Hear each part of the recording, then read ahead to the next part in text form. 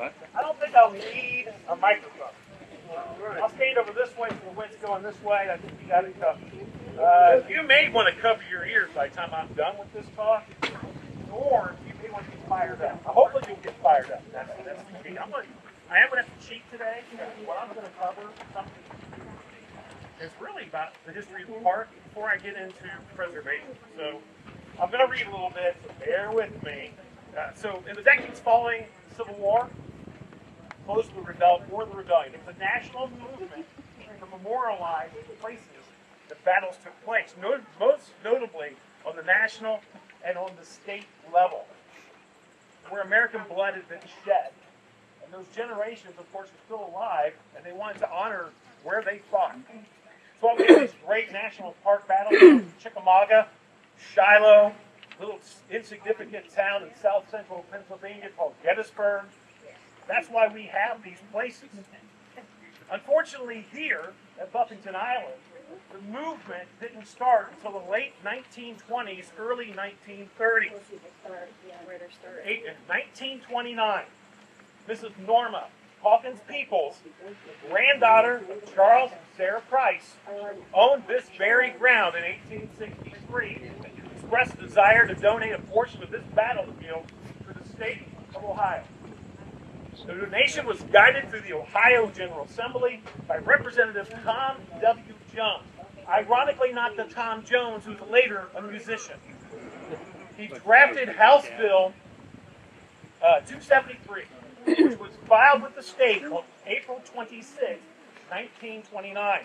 The bill authorized the Ohio State Archaeological and Historical Society to receive this site as a gift and appropriated approximately $3,000 to construct the monument that stands behind it.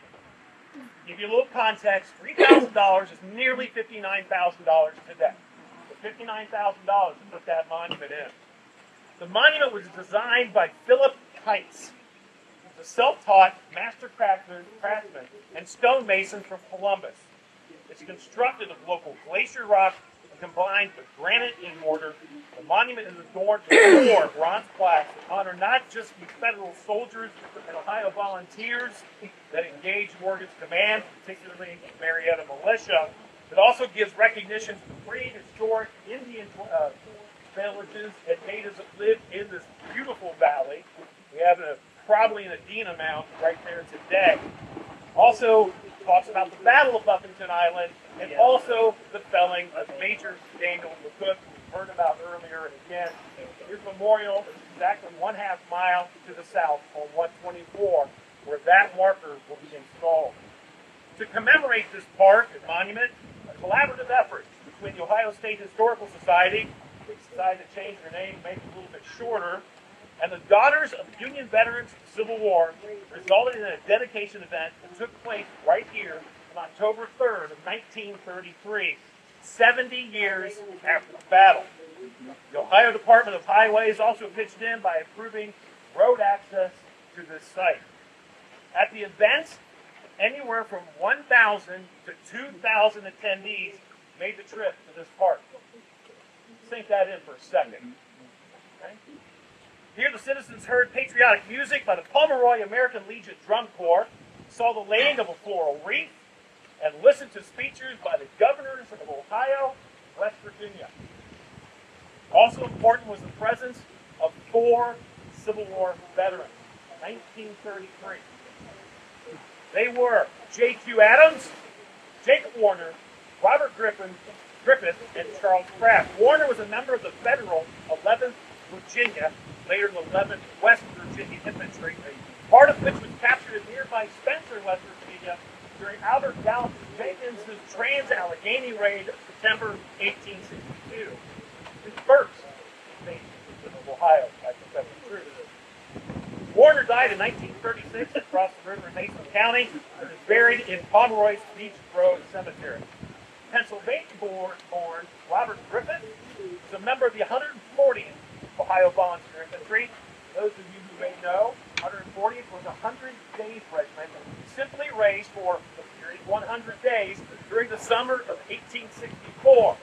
Their job was basically to guard and keep the rear area secure. Some of the regiments, however, wound up getting in fights like the Second Battle of Cynthiana or the Great Battle of Monocacy outside of Washington, D.C. Griffith joined at the tender age of 18.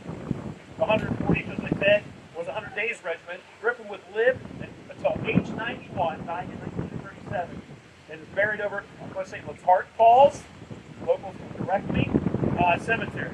The last thing I could find information on was Charles Craft, who served in the 19th Pennsylvania Infantry in the Army of the Potomac. Saw action in several of the more noted battles of the war. He moved to Ohio after the war, living until 1936. He's also buried in Pomeroy Grove Cemetery. While none of those four men took place in the fight here at Buffington Island, as we've learned from various speakers, thousands of others did. Some of them are still here today on this 3-mile-long and mile-wide battlefield. And this is what we have to show for it. This 4-acre park. And a little bit more. It is their memory we need to honor. We use those words so loosely. Honor. What does that mean? What does it mean to you? Does it mean coming out on a Saturday afternoon and enjoying this wonderful event? Well, yeah, that's part of it. But it's every single day. How do we preserve this battleground? We are losing this ground bit by bit. In 1990s, it started when the Ohio Preservation Office allowed a gravel mining operation to go in. Are you kidding me? Your very existence is preserved. But you didn't. You let this gravel mining operation go in on the north part of the battlefield. As we have learned, it's 3 miles long. As I turn the page to my next speech, I have also been told, punch me in the head if you like to, but when people locally railed against this, some of them received death threats. I wasn't here for that. I don't know. However, I have been here for about 10 years. And I want to make sure I'm really, really clear with everybody, particularly people that are local. I was born and raised on a 650-acre farm in Buckland County, Ohio. You do not tell farmers what to do with their land. Do not tell farmers what to do with their land. It is in their blood. It is under their fingernails. Many of them are buried on the very property they farmed for decades. However, in my short time being involved with the foundation, maybe a decade, I've seen a pole barn go up. I've seen an event center go up where Lawrence's section was probably deployed or darn close to it. I've seen an Amish grocery store go up. Now, that ground's important to those people for various reasons. But this ground is important for a whole nother reason. Several thousand men were here on July 19th fighting in the battle. If we don't save what we have here, we will lose it all.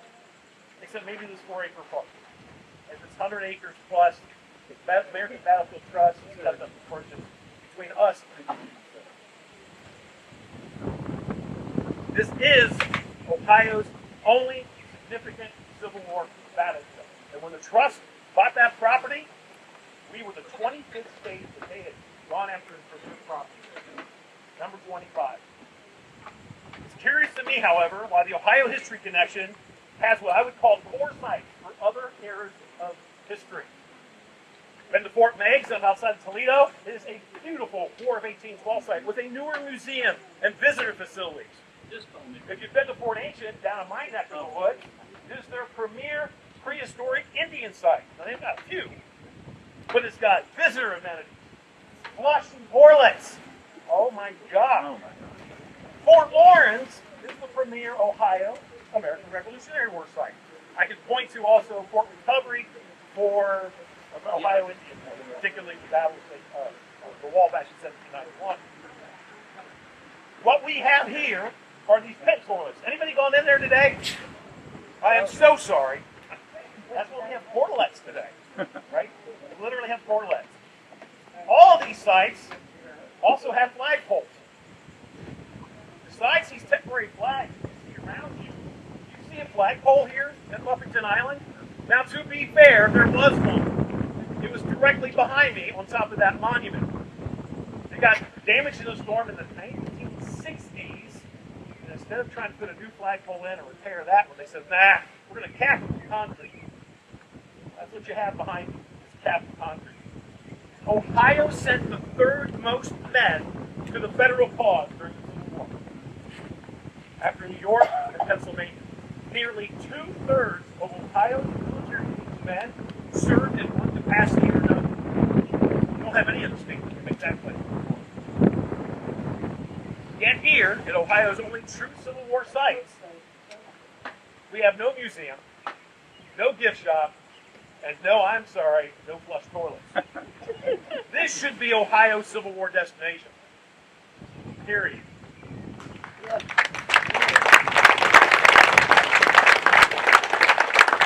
expecting that, but I have a captive audience here for a reason, right? Thank you.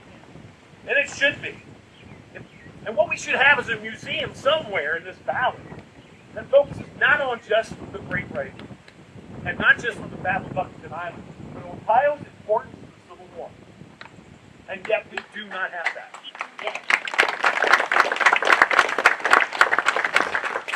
Instead, we have a crumbling monument. And if you come closer, there are rocks falling off this monument. It has a missing bronze plaque. That plaque is in the possession of the Ohio History Connection. We have for years asked for them to replace it. And what we get told is, well, next year's the general. We've gone through 3 or 4 of these cycles now.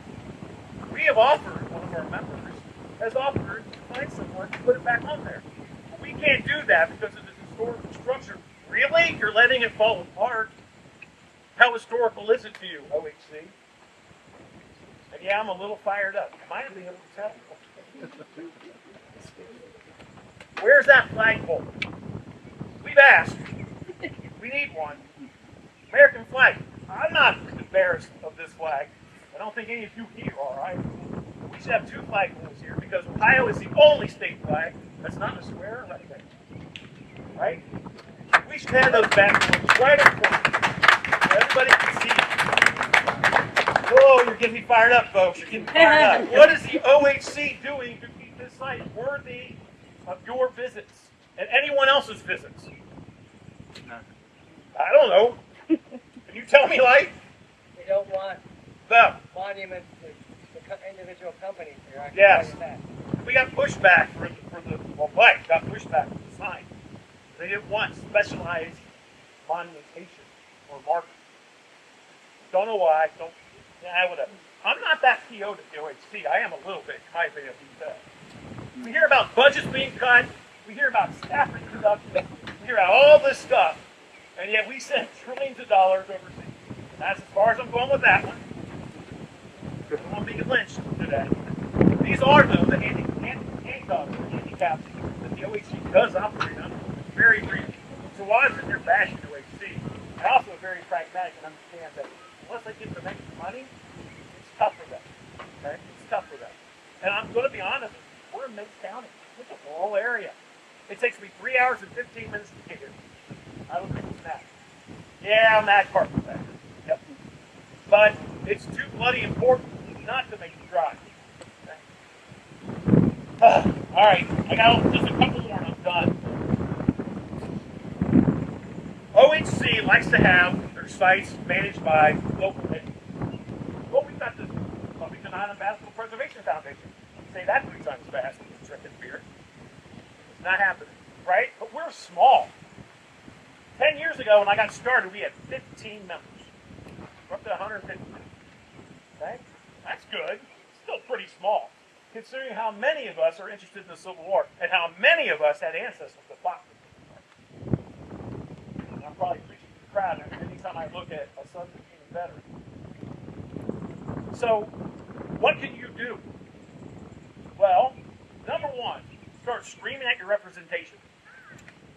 Because this is a little bit of an embarrassment. There was a pothole up here for years. Somebody filled it. I think somebody local must have done it. There was a pothole when you pulled in. Again, I'll go back to these lack of flush toilets. There is water here, by the way, but they capped it. It's not potable. It's not drinkable. I guess they don't feel like we're smart enough to be able to read the sign. We'll make that decision on our own, right? Contact your representative, state, local level. Start screaming about this site and the preservation of this valley. Not to tell a farmer, again, what to do. I would never do that. But by gosh, we can't keep losing this fight. And that gravel mining operation that's up the road that we've seen for now for a number of years, they've got permissions to keep coming this way. If they do, we're going to lose the middle part of the battleground. Join our foundation. Yeah, there's your pitch. Knew it was coming. It's $10 a year. For that $10, it allows us to maintain a website, produce those brochures that many of you have in your hand. Not the programs. Jim took care of that. But those brochures that you're picking up over there at our table to help educate people when they come here, or just in general.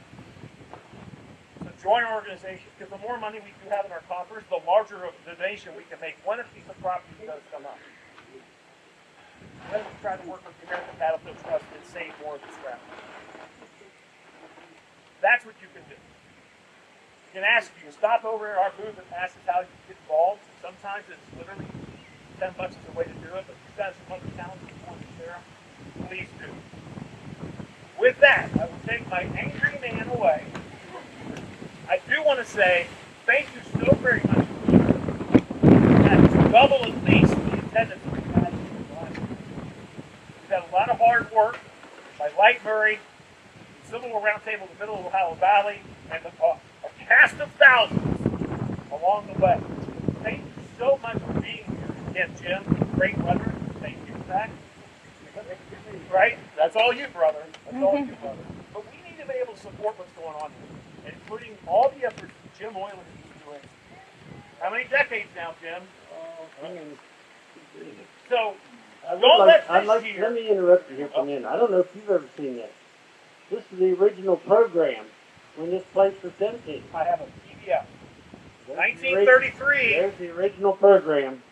If anybody wants to see it. Yeah. My point is, my last point, I will step away. I told like 5 minutes and I can rail for 3 hours. So, my last point is this. Don't make this year the only year you attend this event. Keep coming back. Keep bringing more people with you. Keep making this larger and larger. I don't know how many cars have slowed down and look at what's going on here today. That's a good thing for that. Two last things. I lied. One, if you want to tour the Battle of Corydon, Indiana, next Saturday morning, 8:30, downtown Corydon. Get more information, come get me. I've got business cards, contact me. Two, our next battlefield tour will be led by myself and Mr. Mark Later over there. It takes place on the first Saturday of November, which I think is the 7th. Okay, the 7th. It will start right here in the park at noon. We'll go about 2.5, 3 hours. You will not walk too much. It's a car-to-car caravan kind of tour, but I just secured permission from Mr. Price myself this morning we're going to walk the old Portland Road. We'll go out to the ravine area, right? So usually you do that when Dave leaves, but Mr. Price told us the foundation, by all means, have that. So you'll get out on a piece of property that not a lot of people get out to, and that ravine is impressive. You don't think so? It's all flat up in here. That ravine is impressive. With that, thank you very much for your time. I really appreciate it.